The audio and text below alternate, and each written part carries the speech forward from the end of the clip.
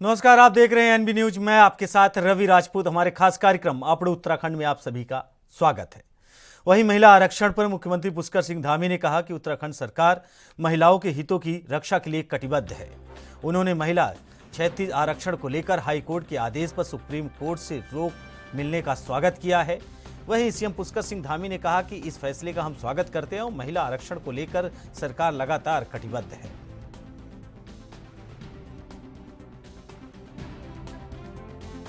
देखिए, ये हमारा राज्य मातृशक्ति प्रधान राज्य है और मातृशक्ति का बहुत बड़ा योगदान है। माननीय न्यायालय से जब हमको इसमें रोक लगी थी, हम सुप्रीम कोर्ट में गए और अंततः हमको सफलता मिली है। मैं अपनी सभी बहनों को, सभी बेटियों को, सबको मैं बधाई देता हूँ, शुभकामनाएं देता हूँ कि वो आने वाली सभी परीक्षाओं में सम्मिलित हो पाएंगे। और उनको वहीं उत्तराखंड में सरकारी भर्ती परीक्षाओं में नकल कराने को लेकर जिस तरीके के मामले सामने उजागर हुए हैं, उसको देखते हुए अब प्रदेश की धामी सरकार नकल रोकने को लेकर कड़ा कानून बनाने जा रही है, जिसमें कई कड़े प्रावधान किए जाएंगे। हालांकि कांग्रेस जहां सरकार के इस फैसले में अधिक समय लगाने का हवाला देकर निशाना साध रही है, तो वहीं इसे राजस्थान सरकार के नकल विरोधी कानून की कॉपी किए जाने में कुछ हद तक संतुष्ट भी नजर आ रही है।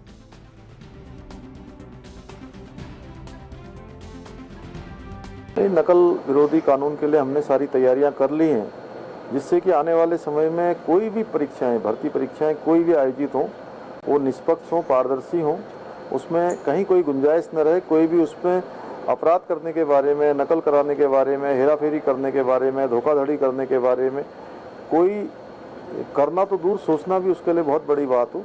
उसके लिए हम नकल के क्षेत्र में बड़ा अध्यादेश लाएंगे। ऐसे में अब नकल विरोधी कानून जो Rajasthan government, Congress government already अपने वहां लागू कर चुकी है, उसको अगर आप नकल उतारते हुए यहाँ लागू कर भी देंगे तो उसको मूर्त रूप लेने में या उसको क्रियान्वित करने में अभी। वहीं हिमाचल चुनाव के मद्देनजर बीजेपी के दिग्गज नेता हिमाचल प्रदेश का रुख कर रहे हैं। इसी कड़ी में उत्तराखंड के सीएम पुष्कर सिंह धामी भी हिमाचल दौरे में है, क्योंकि वो बीजेपी के स्टार प्रचारकों की लिस्ट में शामिल हैं। वहीं कुल्लू पहुंचे सीएम धामी ने कहा कि प्रधानमंत्री नरेंद्र मोदी की ओर से विकास की जो काम शुरू हुए हैं, उन विकास के कार्यों की गति देनी है। हिमाचल का विकास लगातार होता रहे, इसलिए वहां बीजेपी की सरकार आना जरूरी है।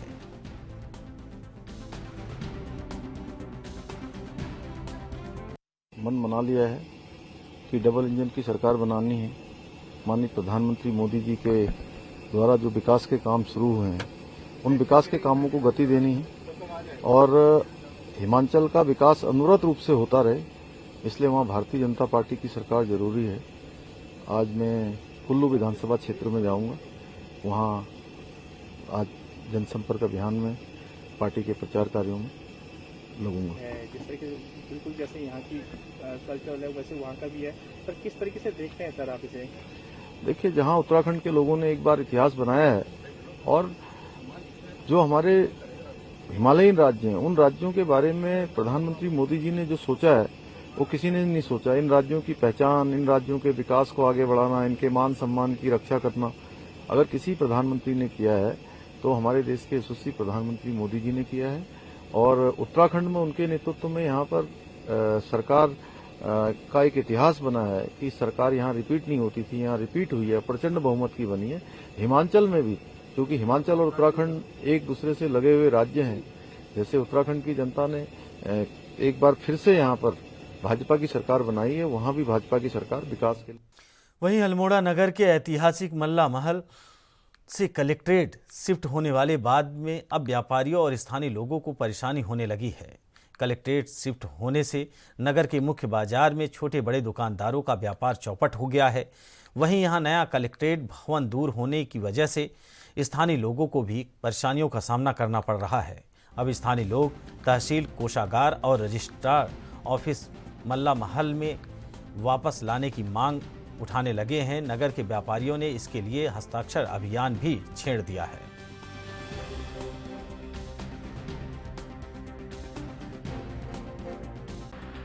देखिए, जिस समय कलेक्टेड पांडेखोला जा चुका था तो तहसील मल्ला महली में था, तो हमने इसमें 8 मार्च को एक धरना भी दिया था, एक ज्ञापन भी दिया था कि जो तहसील है वो मल्ला महली में रहे, क्योंकि तहसील जनता के बीच में होनी चाहिए।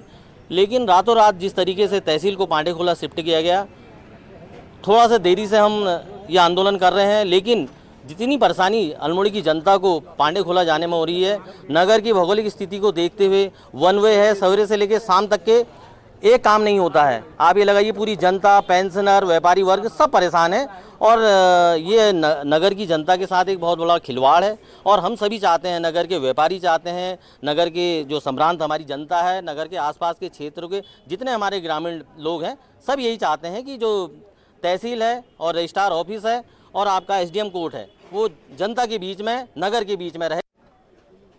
देखिए, जब कलेक्ट्रेट शिफ्ट होने की बात हुई थी, हमने तभी इस बात का विरोध किया था। जिस दिन ये बैठक जिला प्रशासन ने की थी, आज से मेरे ख्याल से 7-8 साल पूर्व, तभी हमने उसका विरोध किया था। लेकिन उस समय कोई लोग जागे नहीं, व्यापारी भी सुस्त पड़े रहे। लेकिन आज जब कलेक्ट्रेट चला गया है तो उसका प्रभाव पड़ना शुरू हो गया है। व्यापार पर प्रभाव पड़ा है, आम नागरिकों पर प्रभाव पड़ा है, क्योंकि इससे सब परेशान हैं। मेरा तो आग्रह है इस सरकार से और जिला प्रशासन से कि वह अपने फैसलों पर पुनर्विचार करें और जनहित को देखते हुए तहसील, रजिस्ट्रार ऑफिस और कोषागार वो यहाँ मुख्यालय। वहीं प्रमेंद्र डोभाल की ओर से पुलिस लाइन में गार्ड सलामी लेने के बाद पुलिस अधीक्षक चमोली का कार्यभार ग्रहण किया गया। वहीं पुलिस अधीक्षक चमोली के कार्यालय में पद ग्रहण करने के बाद पुलिस कार्यालय पर तैनात सभी पदाधिकारियों और शाखा प्रभारियों से उन्होंने परिचय किया और सभी पुलिस उपाधीक्षकों से जिले के सभी पहलुओं पर गहनता से विचार विमर्श किया।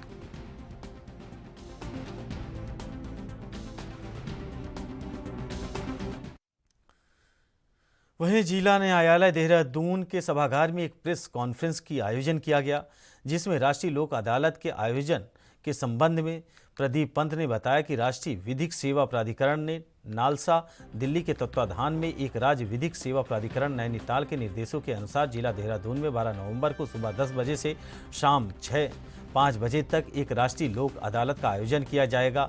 यह राष्ट्रीय लोक अदालत जिला देहरादून के हेड क्वार्टर और बाय में न्यायालयों में सभी जगह पर लगाई जाएगी।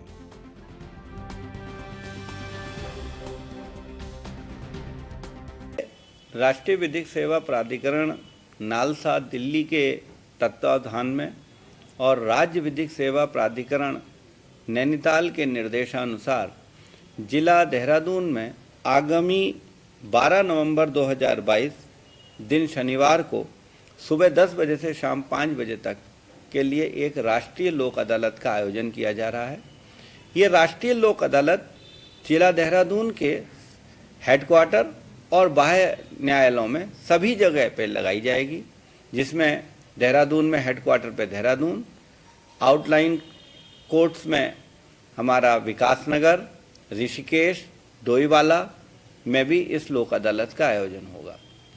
इस लोक अदालत में छोटे प्रकृति के फौजदारी के मामले जिनमें राजीनामा पक्षकार कर सकते हैं, वो सारे मामले संदर्भित किए जा सकते हैं।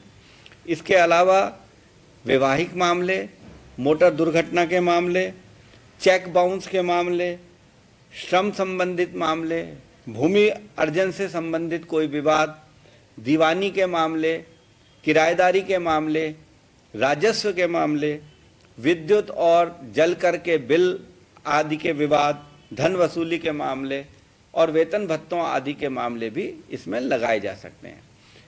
इसमें मामले लगाने में केवल और केवल एक शर्त है कि वो मामले लगाए जाएंगे जो पक्षकारों के बीच में आपसी समझौते से तय। यहाँ चंपावत के सीमांत क्षेत्र बनबसा से लगने वाले भारत नेपाल अंतर्राष्ट्रीय सीमा के निकट स्थानीय लोगों की ओर से मौखिक रूप से बनबसा पुलिस को सूचना दी गई थी, जिसमें पुलिस की ओर से कहा गया कि केनाल ग्राउंड में भारत नेपाल आवागमन करने वाले कुछ बाहरी क्षेत्र के लोगों की ओर से अवैध रूप से केनाल ग्राउंड में अपने वाहनों को पार्क किया जा रहा है।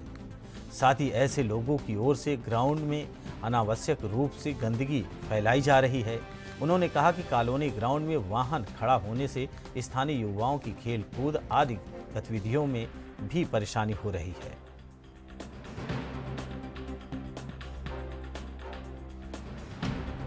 जताई जा रही थी कि यहाँ पे कुछ बाहरी लोग आकर अवैध रूप से यहाँ पे एक पार्किंग करते हैं, अपने वाहनों को खड़ी करते हैं और जिसके बाद ये रात्रि में यहाँ पे आते हैं और यहाँ पे गाली गलौज करके यहाँ माहौल ख़राब करने का काम कर रहे हैं। तो आज इस पर हमने त्वरित कार्रवाई करते हुए एक तो सबको अल्टीमेटम दे दिया गया है कि ये कोई आपकी स्थायी पार्किंग नहीं है, ये यहाँ पे बच्चों का अपना खेलने का स्थान है और कैनाल की ये भूमि है।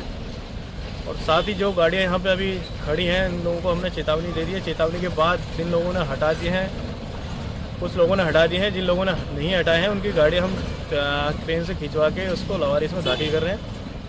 वो साथ ही जो लोग यहाँ से नेपाल जा रहे हैं उनका बाकायदा एक डाटाबेस हम तैयार कर रहे हैं, उनके नाम पते सब लिख के अगर कोई ऐसा आदमी जो बार बार रिपीटेशन में नेपाल जा रहा है अनावश्यक किसी कार्यवश, तो उसके परिजनों के मोबाइल नंबर भी हम उनको सूचित कर रहे हैं कि आपके यहाँ पे लोग आ रहे हैं, तो जिससे कि वो उन पर भी कड़ी दृष्टि रख सकें और उनको नेपाल में जाने से रोक सकें। जिसकी शिकायतें भी आती, कई लोग यहाँ पे आते हैं और कैसीनो में जाते हैं, तो उनको भी रोकने के दृष्टिगत हम लोगों द्वारा एक ये यहाँ पे आज तक कार्य किया जा रहा है और ये लगातार। वहीं रुड़की की सिविल लाइन कोतवाली क्षेत्र में रामपुर चुंगी के पास बड़ी दिवाली की रात नसीर अहमद नाम के एक व्यक्ति की रुई के गोदाम में पटाखे के कारण आग लग गई, जिस कारण गोदाम में रखी मशीन समेत करीब 5 लाख रुपए का सामान जलकर राख हो गया था। सूचना पर पहुंची फायर ब्रिगेड की टीमें ने कड़ी मशक्कत के बाद आग पर काबू पाया था। उधर गोदाम में आग लगने के बाद अब नसीर अहमद का परिवार सड़क पर आ गया है।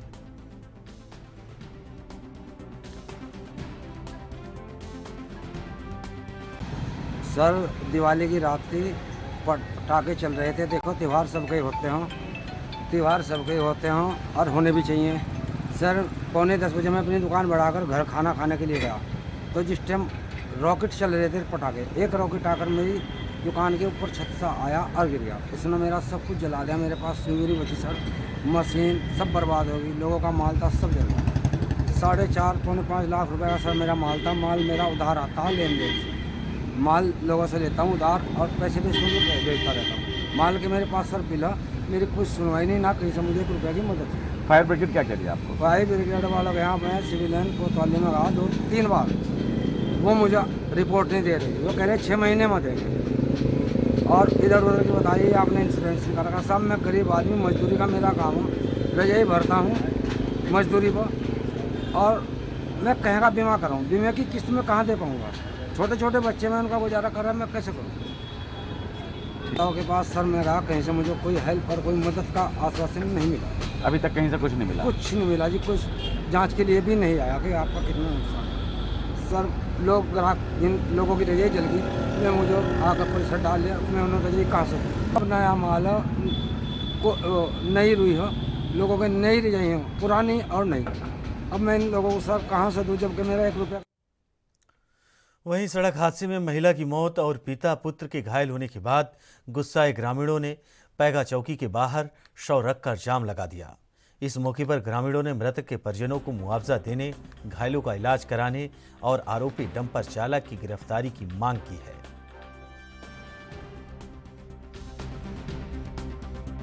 गुरुद्वारे के सामने पैगा चौकी क्षेत्र में 2 बाइकें मिली थी, जिसमें एक बाइक पर बुलेट पे सवार 3 लोग थे और एक पे ये परिवार से 2 लोग और ये महिला थी, जिसमें चोट लगने की सूचना मिली। इस सूचना में तत्काल हमारी थाने की पुलिस वहाँ पर मौके पर पहुँची थी, चौकी क्षेत्र की पुलिस पहुँची थी। घायलों को इलाज के लिए तत्काल वहाँ से अस्पताल भेजा गया था। वहाँ इलाज के दौरान ही डॉक्टर ने महिला के संदर्भ में थोड़ा सा क्रिटिकलिटी बताई थी, जिनकी आज मृत्यु हो चुकी है।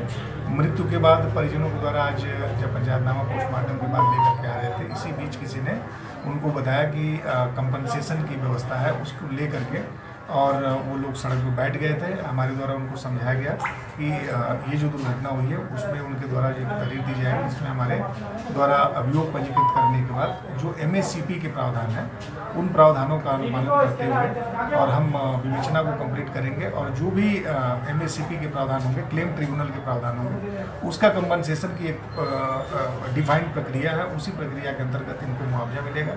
वो संतुष्ट हो गए। संतुष्ट होने के बाद वो लोग अभी चले गए। हम तहरीर ले रहे हैं, तहरीर लेकर के तत्काल इसमें अभियोग पंजीकृत करेंगे और इसको इन्वेस्टिगेशन में हम देखेंगे कि किन कारणों से वहाँ पर एक्सीडेंट हुआ था और जल्द से बहुत ही ज़्यादा, ठीक है। और जब उनकी कंडीशन देखी तो हमारे भी हत्थे पत्ते छूट जाते, हमारे क्या किसी के भी छूट जाते हैं। उसके बाद में ये बोले कि ऐसा करो, हम बोले मैंने कहा साहब जो जिस चीज़ से उनका एक्सीडेंट हुआ है वो चीज़ मतलब किस चीज़ से हुआ है और वो चीज़ है कहाँ। बोले कि वो चीज़ हैगी, उसकी चाबी मेरे पास है, उसकी चाबी मेरे पास है, आप इनको जो है ट्रीटमेंट दिलाने की कोशिश करो, बाकी कार्रवाई सुबह होएगी।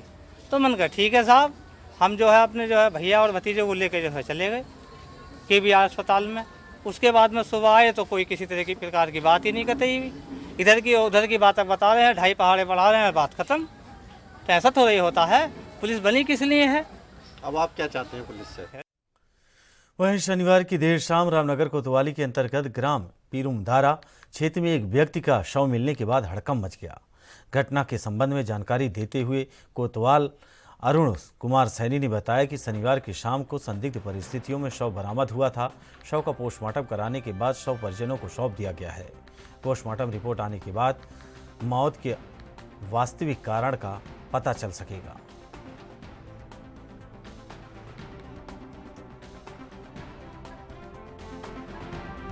देखिए 108 के माध्यम से सूचना मिली थी। महिपाल नामक व्यक्ति, जिसकी उम्र 24 साल है, जो बिजनौर का रहने वाला है और हमारे यहाँ प्लास्टिक की और जो बेंत वाली कुर्सी बेचने का काम करता था, उसकी एक संदिग्ध परिस्थिति में मौत हो गई है।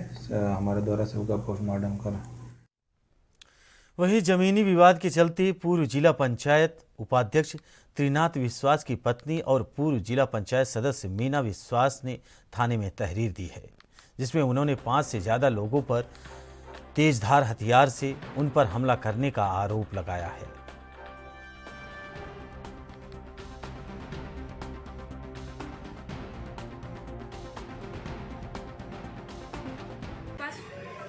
मैं अपने खेत में गई हूँ, जो मैंने खुद के नाम से खरीदा था, अब ननद के नाम से ट्रांसफ़र कर दी। लेकिन उसमें कुछ ज़मीनें हैं जो मेरे कब्जे में हैं, जो रजिस्ट्री नहीं है। उसमें मैं सुबह गई हूँ, किसी ने खबर दिया कि उन लोगों ने सुदान राय, जो जिससे हमने एक ज़मीन खरीदा है, उन्होंने अवैध रूप से कब्जा किया, घर उर भी बनाए हैं। और फिर मैं जब गई हूँ, देखा कि घर उर तोड़ ताड़ के उन्होंने, फिर वही जाके मैं खड़ी हो गई तो वीडियो बनाने लगे और कहने लगे तूने तोड़ा।